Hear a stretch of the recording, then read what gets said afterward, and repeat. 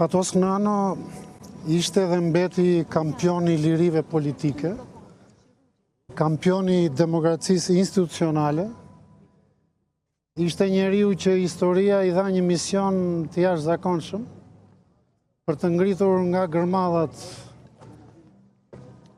ish Partinë e Punës në një parti demokratike europiane me shpirt social-demokrat dhe pastaj sërish pothuajse i njëjti mision për të ngritur Shqipërinë nga gërmadhat e 97-s në një shtet normal dhe qytetar.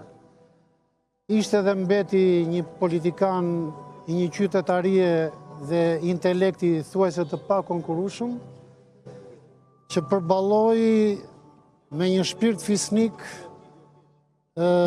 politikën e egër të burgosjes të Sali Berishës.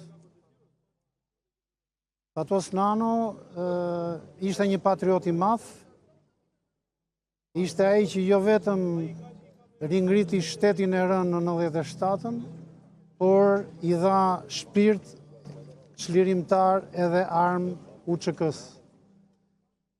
Edhe takimi i përfolur me Miloševićin duhet përcaktuar si një paradhome rambujes, ishte shembull i kurajos shtetërore dhe i diplomacisë po ashtu kurajoze, dhe ishte një takim në një valë të padiskutueshme me partnerët tanë gjeostrategjik.